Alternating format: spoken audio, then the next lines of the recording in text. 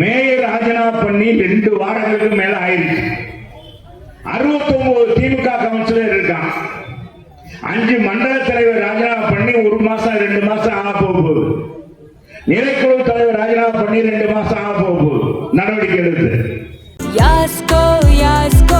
Yasco shirts and trousers.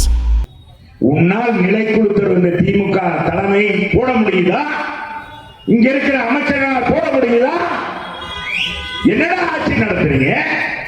என்னடா கட்சி நடத்துறீங்க? மதுரை மக்கள் ஈரச்சு வாங்கல. நாங்க கேள போயிடல. நீதி கேட்ட மதுரைமான், நீதிக்கு தலைவனாக மதுரைமான், நீதிக்கு தலைவனாகாத மதுரை மண்ணிலே நக்கீரர் வந்த பரம்பரை நாங்கள். எங்க மதுரையிலே இப்படிப்பட்ட ஒரு அவலம் நடக்கலாமா?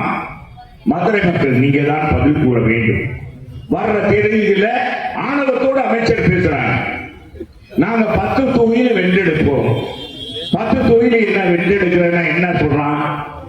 மக்களுடைய இயலாமையை பயன்படுத்தி வாக்குக்கு ரூபாய் அடைத்து அதை பிரிச்சுட்டாங்க. மாடல் பிரிச்சு இவனுக்கு அசைன்மெண்ட் 1000 ஓட்டுக்கு ஒருத்தர், அவனுக்கு இவ்வளவு ரூபா நீ வாக்காளருக்கு கொடுக்கணும்.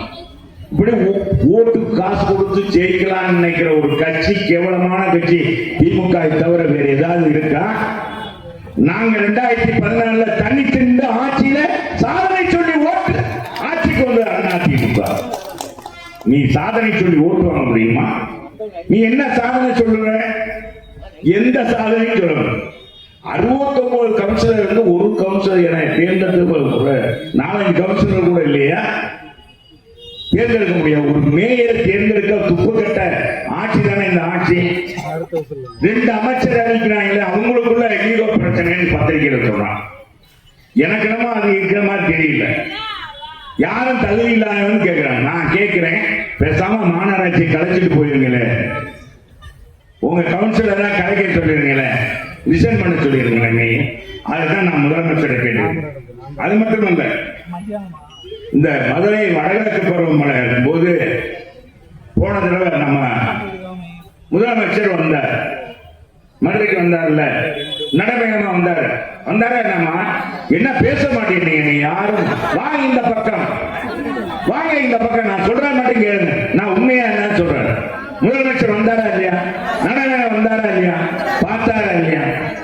அப்ப நம்ம பந்தவனுடைய வாய்க்கால அவரை பார்த்துடக்கூடாது. அந்த கழிவுநீர் ஓடைய இவங்க பார்த்துடக்கூடாது. அவர் அலங்கார பாத்தீங்கன்னா அலங்கார திரச்சியில கட்டிட்டே இருக்கார். 2 கிலோமீட்டர் கட்டியிருக்காங்க. அது எனக்கு ஒருத்தர் போட்டார். நான் போட்டேன், என்னுடைய வலைதளத்துல போட்டேன். எத்தனை காலம் தான் ஏமாற்றுவார் இந்த நாட்டிலே, சொந்த நாட்டிலே, நம்ம நாட்டிலே அப்படின்னு அந்த பாட்டை போட்டோம். பார்த்தா வைரல் ஆயிடுச்சு. எல்லா டிவியும் ஒளிபரப்பேன். உடனே முதலமைச்சருடைய பார்வைக்கு எங்க உளவுத்துறை கொண்டு போன உடனே மாலையில பாத்தீங்கன்னா அங்க அது ஒரு தகராறு. திருமாவளவன் சகோதரர் திருமாவளவனுடைய போட மறைச்சு கட்டினாங்க சொல்லி அங்க இருக்கிற அந்த திருமாவளவன் கட்சிக்காரவங்க தகராறு பண்ணி பாத்தீங்கன்னா உடனே அங்க மட்டும் பிரிச்சாங்க. அப்புறம் சாயங்காலம் பிரிச்சுட்டாங்க. முதலமைச்சர் தெரிஞ்ச உடனே முதலமைச்சர் இறங்கி உடனடியாக ஒரு உத்தரவு, 83 கோடி ரூபாய் சாங்ஷன், உடனடியாக பந்தவனுடைய வாய்க்கால் சீரமைக்கப்படும், சுவர் எழுப்பப்படும் சொல்லி 3-6 மாதம் 4 மாசம் ஆச்சு. ஒவ்வொரு நடவடிக்கையும் இல்லை. Yasco shirts and trousers.